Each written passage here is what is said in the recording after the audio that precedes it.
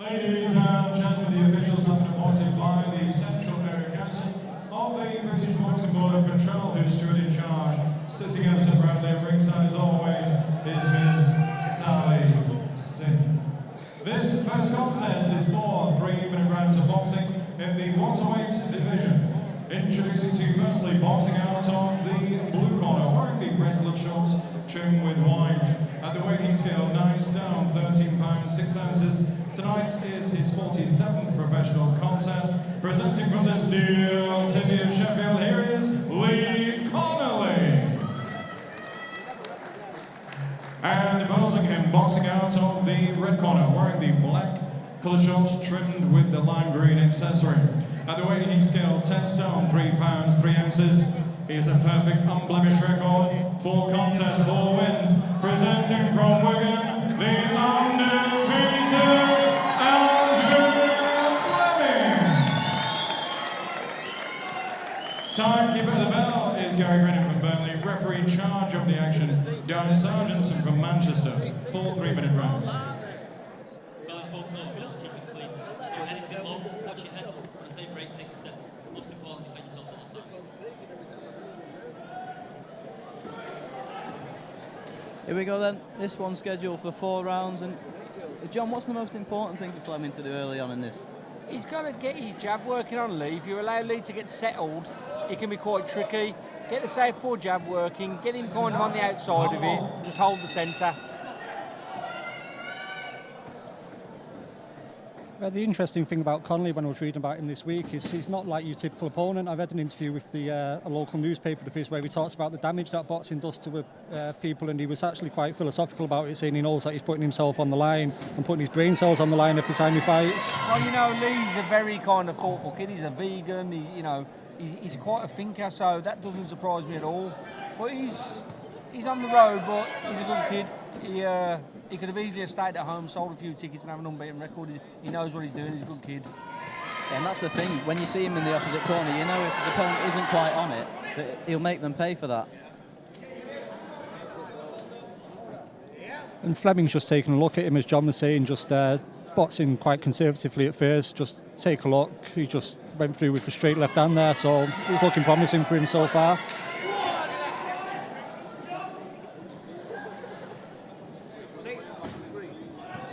And one thing you notice about Fleming when you watch him, he has a very low guard, but his quick reactions get him out of the way of a lot of shots. He just landed quite a few there in that combination. Yeah, he missed a few as well, but like you said, his reactions seem to have got him out of trouble a couple of times there, but he'll have to watch for that as he moves through the levels, I imagine, John. Well, he's not your typical southpaw, is he? He's an aggressive southpaw, you know.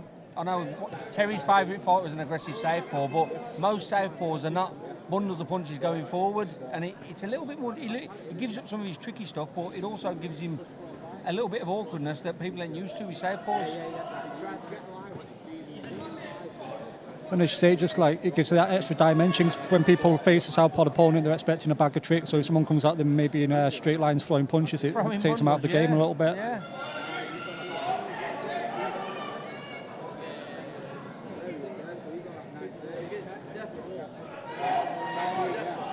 He seems to have found his range quite quickly with that jab as well, which is good. Good to see. Yeah, he came out behind that, didn't he, in the first 30 seconds, and as you say, now he's starting to find his range with it a little bit more. He might try opening up enough with flurry before the round finishes. Nice straight left hand there as well.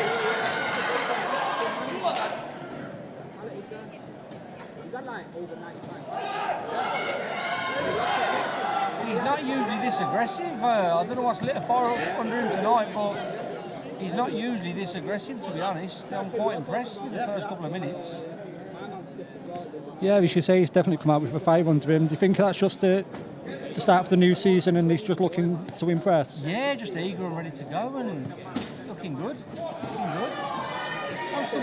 Once walking in like that, he walks straight onto a left there. He's got to be a little bit smarter, but he's here to impress.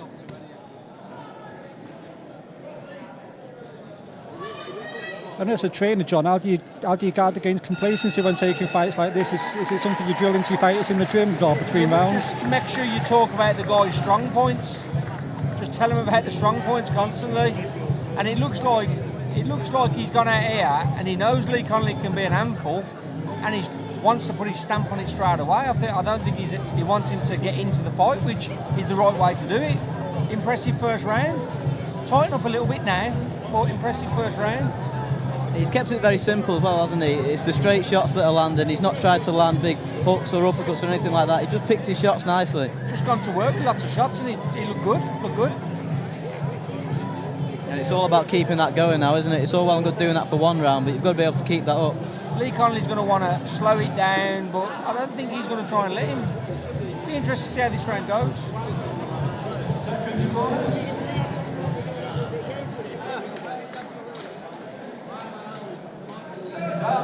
Round 2. Go on, lad! Bit of a delay to the start of the round. The case of drops his there in the corner. I think they're looking for the gum shield, like you said, John. He had it in.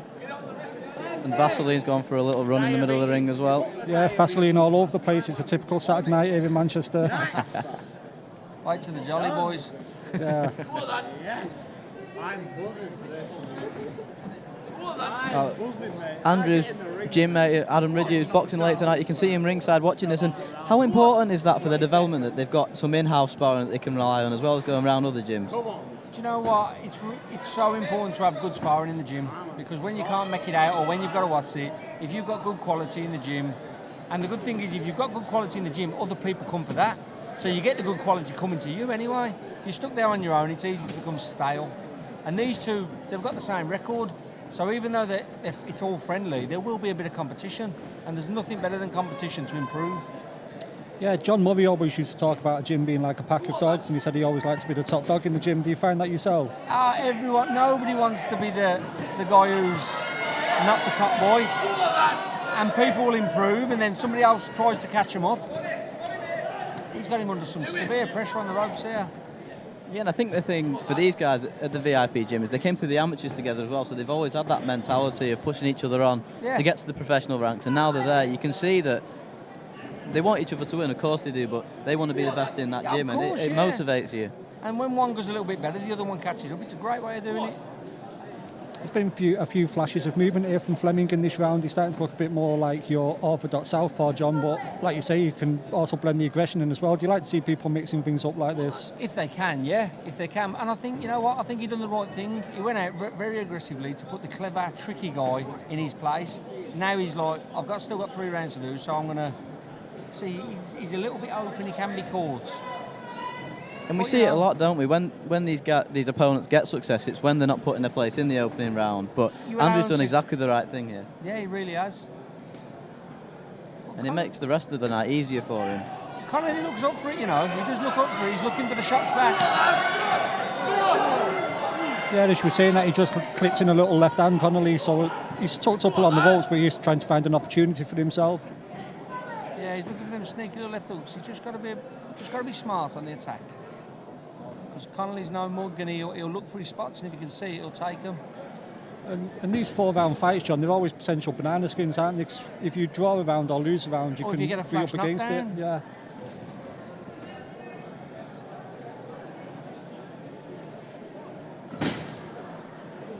There's that jab working again. We mentioned it in the first round. That's the key to Fleming's game. You can see that.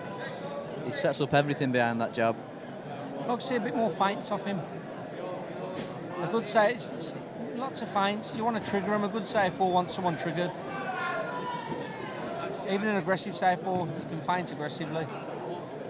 And as you say, feinting is a good way of opening up the opponent and reading them as well, I'd say. Yeah. Seeing what they've got. Just had a message through from Mark Heffron. He's got a big chance coming up against Jason Wellborn, hasn't he, for the British title? What fight that has the potential to be? Has that been made now? Yeah, Mark's been mandated for it. Looks like it's going to happen before the end of the year. What a great fight that'll be. 2 guys who really like to fight. One's a really big puncher, the other one's been in a lot of hard fights, hard as nails. That meshes for a good fight, but wow, that'll be a good fight. Looking forward to that. And there may be people who've heard of Mark Heffron but have not got to see him yet. John, how would you describe him in terms of his ability and his style? He's a very skillful boxer who kind of sometimes neglects his skill because he loves a fight and he can punch. people don't realise that he can actually box quite a bit. He's got a good amateur grounding, but he's exciting. He can punch with both hands, and most importantly, he likes to put the hurt on people. Yeah, and this might be the fight that we see that come out of there a bit more with the boxing skills. And While someone coming to defend their title, he's started big here. It looks like he wants a stoppage here. Yeah, he's come out fast, Fleming. Connelly ties him up a little bit, but that was a fast start to the round, and like you say, he might be looking to try and secure the stoppage. Yeah. Which would be very impressive, but I think he's going to take a deep breath now. But that was a big burst to start the round. Yeah, he's had 4 fights, Fleming, all 4-round decision wins. So is there any point in a fighter's career where they start to chase that stoppage win if they've not picked one up, John? When they get to 5 or 6 fights and they've been boxing good, tricky kind of survival guys, they want to show their fans a knockout or a stoppage.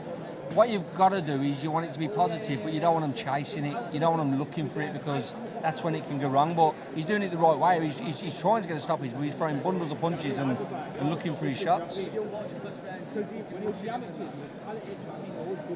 He seems to have settled down a bit now after that initial burst. He's gone back to his movement, and he looks like he's trying to pick the shots a little bit more.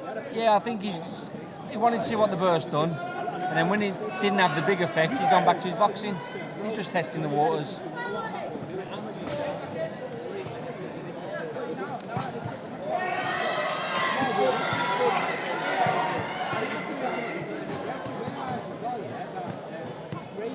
I like how he's not getting carried away with these bursts either. When he sees that the burst, a couple of shots aren't landed, he will take a step back and get on that jab. Yeah, gets his breath back. Both men have been trading body shots there along the ropes as well. Connelly got a good left hook to the body and then switched with a right hook to the body as well. So he's putting up a fight and trying to test him out. Lee can fight, and he's a tough man. That's why I'm impressed by Fleming's work here. But Lee can fight, and he'll be looking to go for him.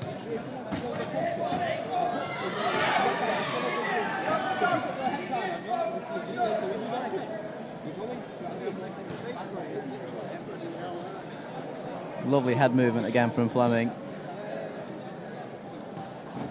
I've been really impressed with Fleming. Really shown some today that he's really settling into being a pro, and against a clever, tricky opposition. Again there though, see, open that backhand a little bit.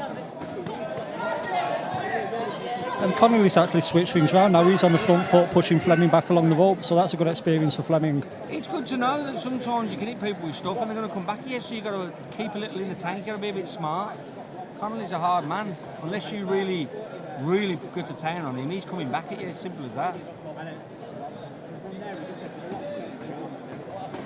Yeah, and we said Lee was a good opponent coming into this, and this is exactly why, isn't it? Because he's testing everything that Fleming's got. His box on his back foot, his inside work.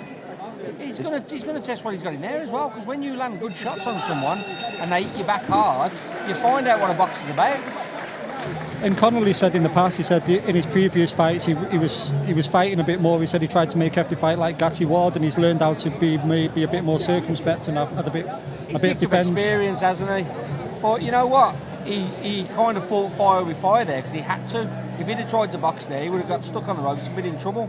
It's going to be interesting because I think Fleming's going to have a big burst to start off, and then I think we'll see Connelly trying to get stuck back in. I think the last round is going to be interesting.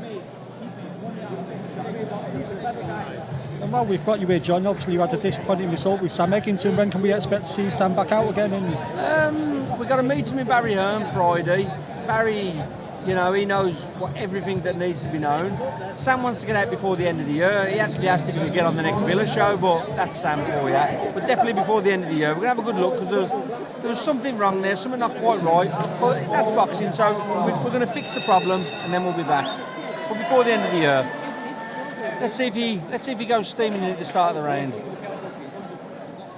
Or as he learns off the last round to save a little bit for the end of the round. Yeah, it looks like he's gone back behind the jab, doesn't he? He doubled it up there. Lovely footwork with that jab as well. He just steps in with the jab and then gets back out of range. He's done that a few times tonight already. He's a tall southpaw, that's what he should be brilliant at, but he seems like he wanted to be a bit more aggressive tonight. But a tall southpaw, that's where he should be living.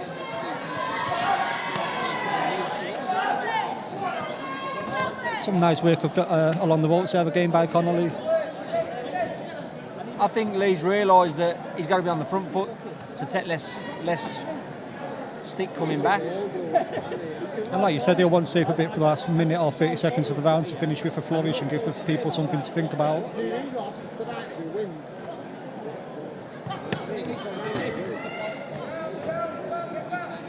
But however it transpires over the final couple of minutes, it's been a decent workout for him thus far. Yeah. Well, Fleming took the first 3 rounds quite comfortably, but this last round now, he looks like he might be having a look. Maybe that last big burst. Connelly's had a bit of success. Oh, nice round.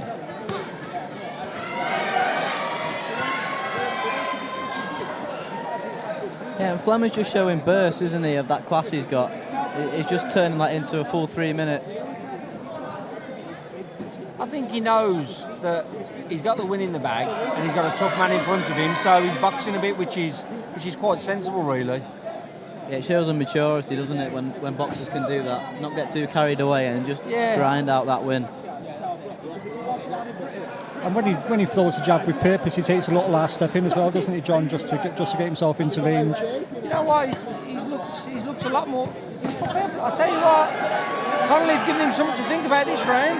Yeah, a couple of left hooks there, and he also landed a right hook as well. And as you say, the heads went in there as well, so it's something for him to think about for the last 40 seconds. Yeah, Connelly's got the bit between his teeth here, hasn't he, a little bit? He may have seen the blood, and Fleming's got a nosebleed, so he may have seen the blood, and like a shark has decided to go for it. This would have been very interesting over 6 or 8. Oh, lovely uppercut from Fleming, landed on the inside though.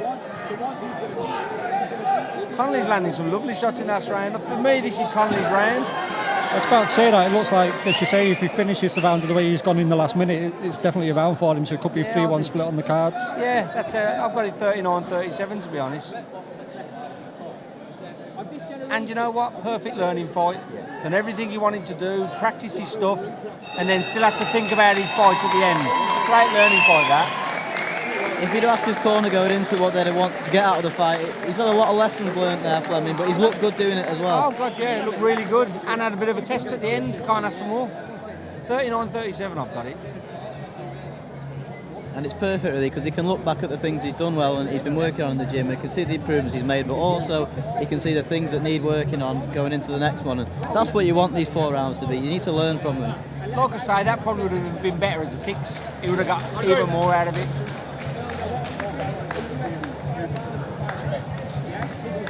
I also had it 39-37, John, like you. I thought that last round had definitely put it in the Connelly's favour. Yeah, he had a good round. And you know what? Fleming stayed calm under the pressure. There was a bit of pressure, he stayed calm. You know, good learning fight, that.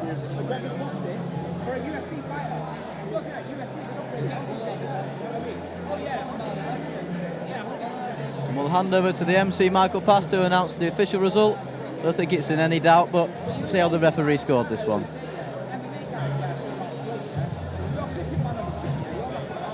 Ladies and gentlemen, after 4 rounds of engaging post-fight session, the score is a single contest, 40 points to 37 points for your winner, hailing from Wigan, and now defeating by professional contest, Andrew Fleming.